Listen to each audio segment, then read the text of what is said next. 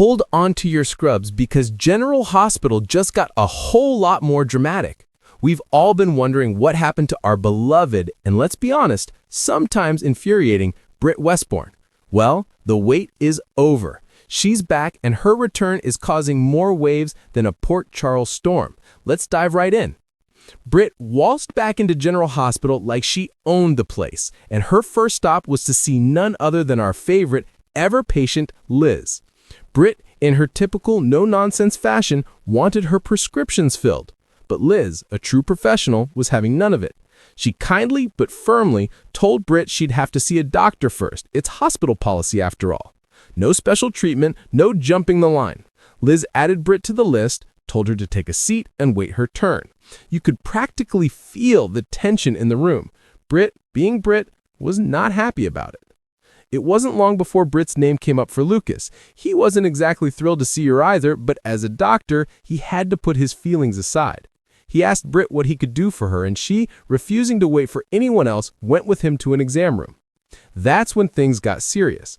Britt revealed she's been managing her Huntington's with an experimental drug, a drug she no longer has access to. She desperately needs the prescriptions on her list to keep her symptoms at bay. Lucas, being the thorough doctor he is, told her he had to examine her. It's policy. When he did, he was shocked. Britt was showing absolutely no symptoms. It looked like a miracle.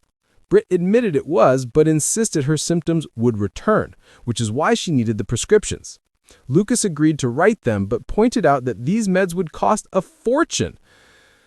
The drama, the stakes, the sheer audacity of it all. This is why we tune in. After her exam, Britt went to find Terry and Portia, ready to jump back into her old job. But, as you can imagine, it's not that simple. Terry explained that Portia had taken over her position and Britt had been declared dead by the hospital. This was a huge deal. It was medical fraud. Britt, however, held her ground, arguing that her employer had faked her death for a top-secret project. Terry, ever the pragmatist, suggested Britt work on getting her license back and apply elsewhere. But Portia, showing a surprising bit of empathy, suggested they find something for her. They finally offered her a job as an intake worker in the ER. Britt, a doctor used to being at the top, called it beneath her, but in a shocking turn of events, she accepted.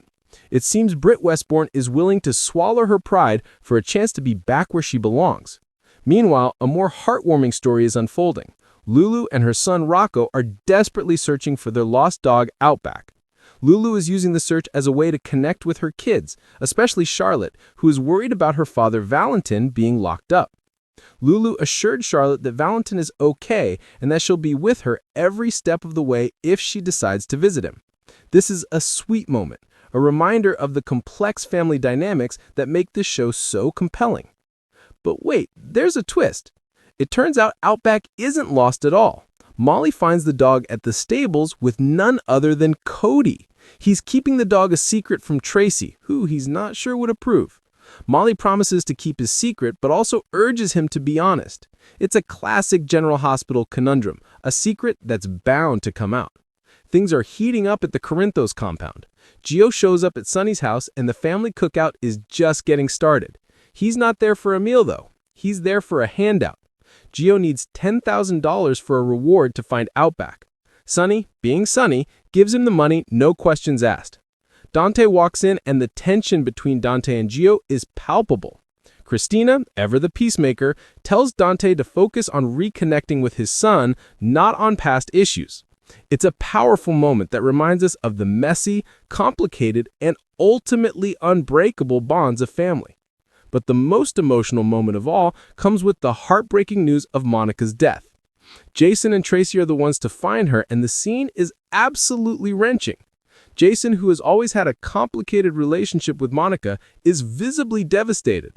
The hospital's tough-as-nails Tracy also crumbles, reminiscing about her long-standing rivalry with Monica, which grew into a deep respect.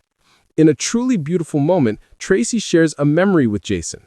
She tells him how much Monica wanted him in his life, how she was there for him when he was sick, and how from that moment on, Monica thought of him as her son.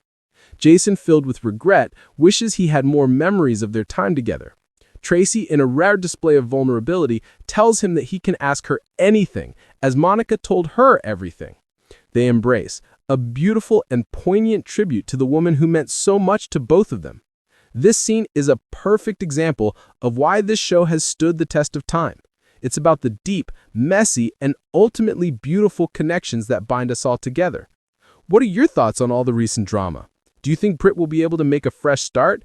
And how will Jason and the Quartermaines move on from the devastating loss of Monica?